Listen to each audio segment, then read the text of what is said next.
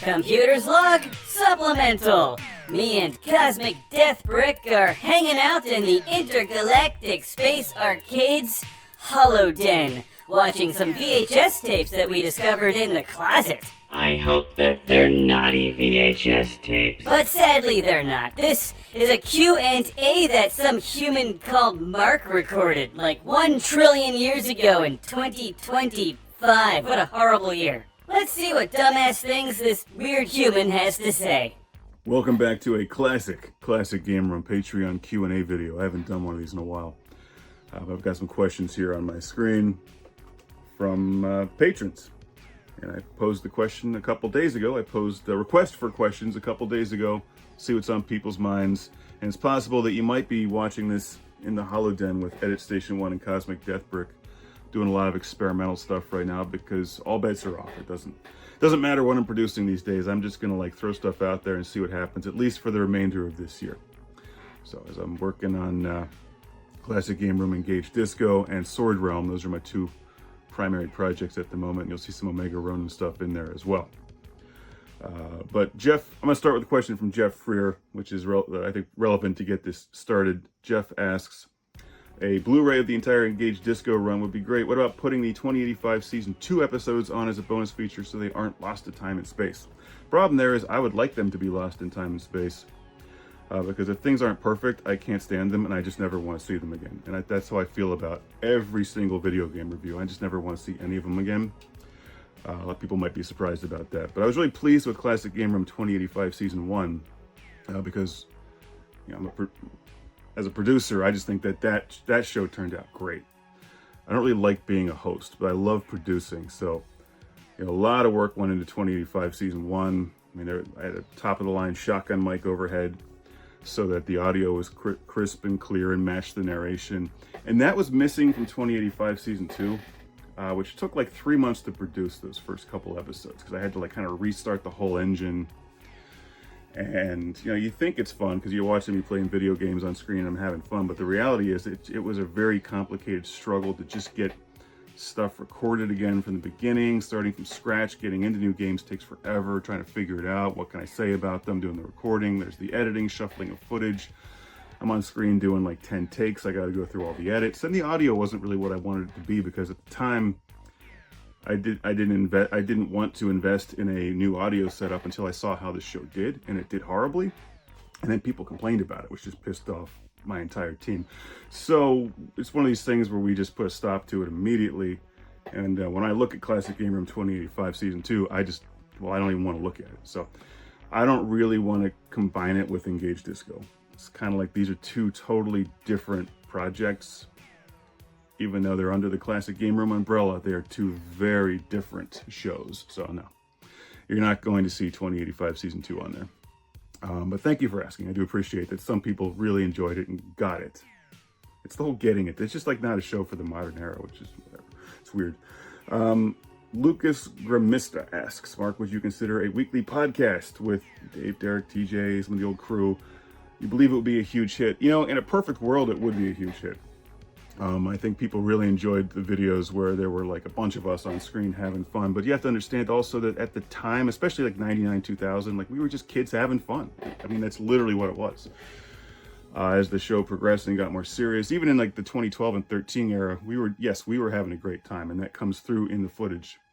And looking at that as a producer, that's just perfect. I mean, that's really what you want. But trying to re-engineer that, especially when everybody's, I'm not even playing games anymore and everybody's moved on to different things. And I don't think that would work from the producing standpoint at all. But in addition to that, I'm a hard no on podcasts at this point. I don't really like doing podcasts. I don't think I'm very good at podcasts. And they're deceptively complicated. I can produce a Classic Game Room Engage Disco in less time than I can make a podcast. That shouldn't happen, but that's the way it is. I don't know if that's just me or if it's really what goes into a podcast, but they're long. They require ideally there's multiple people, which is just a lot of coordination. And I hate coordinating. This is one of these producer things where I can't stand coordinating. which is why I like animation. Everything's kind of just contained, and it's all, the only person I'm coordinating with is me. That's fine. But once I start dealing with other people, I'm like, no. So I'm never working with anyone else again, and I'm never doing a podcast again. So thank you for asking. That was a pretty hard no on a question, but that's where it's at. All right, here we go. Heavy sigh, because now I have a serious question, which you already know isn't serious. But Tyler Christian asks a good one that I think is on everyone's mind. How much wood grain can be contained in one room before time and space is torn apart? Now, this just sounds like the plot of a classic game room, Engage Disco. So I can't answer that because I don't think it's been discovered yet. So perhaps our favorite crew of the Intergalactic Space Arcade will be able to answer that for us in a show. I mean, how much wood grain can the universe take? You start wood graining like planets. Can you wood grain galaxies? My mind is active on this one. We'll see. Thanks for bringing this to my attention. You're right. This needs to be answered. Chairman also asked a good one here. Creative question. Can Magnum Skywolf make a cameo in Sword Realm? I did not think of that until I saw your question with the Cobra Commander avatar. Sword Realm, I guess the short answer here is why not? Because though it has not been released yet as of this recording, I'm still working on Sword Realm. Sword Realm takes place on a planet called Hephalion. It's like a sword and sorcery adventure thing, but Hephalion is populated by beings from other universes and other planets who just crash land on Hephalion. So it's like this dumping ground of, whatever. So it actually would be on plot to have Magnum Skywolf in Sword Realm. There's no reason that couldn't happen. It's not going to be in the first issue, I'll tell you that much. I love the Magnum Skywolf plot. I could really do a much better job on that these days. But I'll be honest with you, Magnum Skywolf, Sword Realm, all this stuff is hanging on the success of Engage Disco. So I'll just come right out and say it. I mean, it's possible if Engage Disco does well, then I can put more into Sword Realm's, not just the marketing of the book, but also possible Sword Realm animated series. And if that, this stuff starts to actually grow, that opens up possibilities for more things like Magnum Skywolf, which really, I think I just scratched the surface on how awesome that could be. It's a great concept. So I'll just say maybe on that one. So I've got a good question here from Tim Reeve, who asks, what inspired you to start the original CGR show, and what inspires you to produce content today? There's like a 25-year difference between these two things. So this is tough. I was trying to think of how to answer this, because it's like not only am I different, but the world is certainly different. In 1999, in the From USA Live era, I wrote about this in my book in great detail, but at the time it was like we were just trying to make a TV network on the internet. And this had really never been done before. So we were in the first wave of that.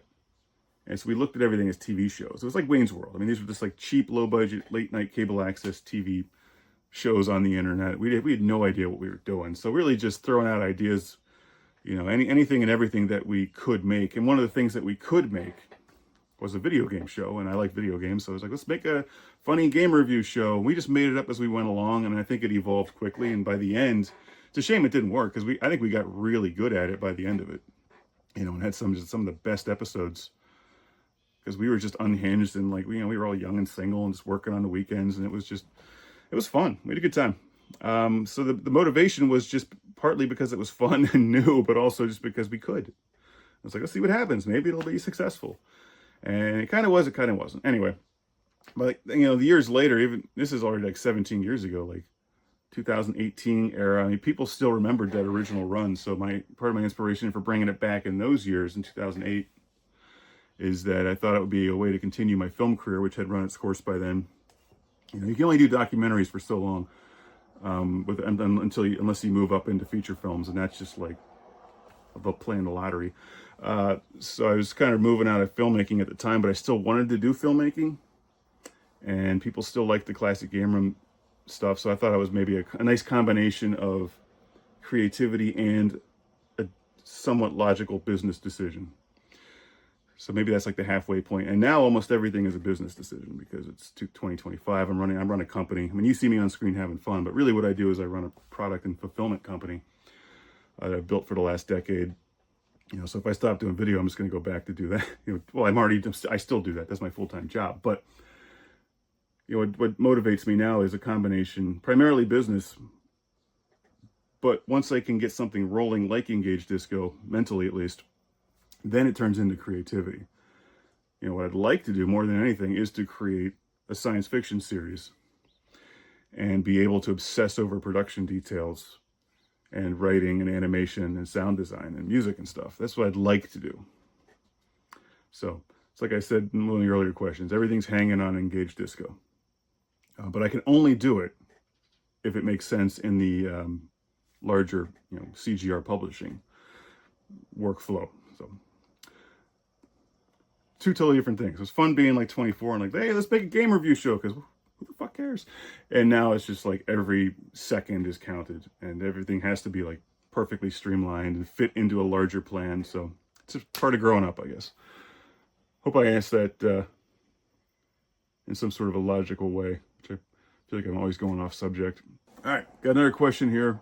A couple questions from Jim Harrington, who asks, these are thoughtful questions. Any chance you'd record gameplay sessions with something and just upload the highlights? Probably not. And by probably, I mean definitely not. Unfortunately, a lot of these things I'm now just going to hit with a hard no. I don't like to do that because I feel like I'm shooting you down. But the really short answer on this one is when it comes to just uploading game highlights, this falls under live streaming. And I can't do it better than teenagers with PlayStations and laptops. For one thing, it costs a fortune because there's frankly other things I should be doing in that time. So the seconds really add up. And then it's not really what anybody wants to see. I mean, Classic Game Room was different because it was unique. I think people see that now that it's been so long and, the quality of internet content's gone down so far. There was a lot of thought behind Classic Game Room, and that just doesn't come through when I'm just showing a gameplay video and saying a few things. That just gets lost in the shuffle, and that's never done well. So I wouldn't count on that again.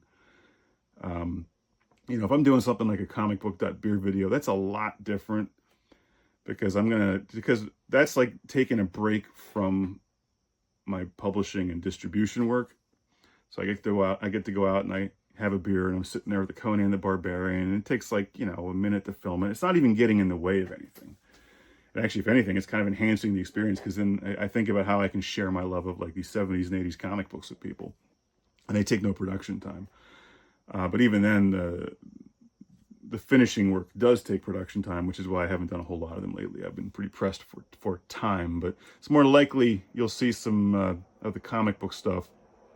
I wouldn't count on the gaming things. And he asks about, do you have any video game suggestions from us? Or do you like getting video game suggestions from us? It's not annoying at all. You're not screaming at me, so of course it's not annoying. I appreciate that you're asking. But I'm not really playing games anymore. Occasionally I'll play something like MechWarrior 5, I like grinding games that I can just cleanse my brain with. If I'm tired at the end of the day and I just can't go to bed yet or something, I'll just go and blow up a bunch of robots. That's why I always like the games you use, like Dynasty Warriors, just run around and kill everything, or Earth Defense Force. It's the same. I always like grinding games because I don't really care for trying to fight end bosses anymore. The only kind of games I like are arcade games these days, and the occasional PlayStation 5 game that I've already got sitting there. So I don't have any opinion on modern gaming whatsoever. I see a lot of studios are going out of business. It always seems like everybody's unhappy about video games, but it's been like that the entire time I've done this job, so I don't know why people are unhappy with the things they say they like. I'm glad that you enjoyed the reviews over the years, like Musha and Gran Turismo. I mean, those are some of my favorites. I don't really get a chance to play those kinds of games anymore, but I totally dig them. I always like the art of video games. I feel like that's something that kind of got lost in the whole shuffle of Classic Game Room. The show is really about the art of games, and it's maybe more of an abstract concept than it needed to be. Martin Robinson asks, any chance of t-shirt designs from Classic Game Room Engage Disco? I suspect Ensign Space Beer and Wilma's Pub would be good designs. Absolutely. The only way to keep any of this stuff running is to merchandise the hell out of it. I mean, Spaceballs nailed that. So I'd say there's about 100% chance you're going to see some shirt and glassware designs for Engage Disco. I'm working on the final logo of Engage Disco. and I've already got a lot of stuff from the various characters in mind. I already have a t-shirt business, so this is a pretty easy thing to like incorporate into that. And certainly the glassware, since I'm putting out some new glassware later this year anyway for Sword Realm, I think an Engaged Disco glass would be awesome. So keep an eye out for that. And Steven Siller asked, did anything come out of the Toaplan documentary you were tapped to narrate? As it turns out, I'm actually starting to narrate that pretty soon. So I'm not a producer on that project, so I know that's taken a long time to make, but it certainly seems to me like it is still in production, since I'll be doing the narrating soon. And that's I think that's all the questions I have here. So it's like usual, rambling answers going off in various directions, but hopefully do another one of these soon and see what happens with the new series. It's a different world right now. I think I forget who asked it, but you hit the nail on the head when everything is different now. In the old days, you'd look at just making a show and then trying to like make it big on YouTube. And these days, it's like making a show and then trying to figure out how to like make it big without YouTube. It's just a different world. If it can be used for marketing and as a way to experiment, I found it to be pretty helpful in experimenting with the ideas, like putting it out there, and just it's a place to at least start prior to going to a finished project, which hopefully will be Blu-ray. I'm taking more of a 2003 era approach with Engaged Disco on really a direct-to-video approach and video on demand. Made it pretty clear that that's the only way that this show is going to survive. But from that, there could also be a lot of other animated series. So picking up animation pretty quick. It's actually no different than drawing comics, except you're just working with moving things instead of still images. So that's all for now. Thanks again, and put this together, and hopefully we'll have some more Q&A soon. See you later.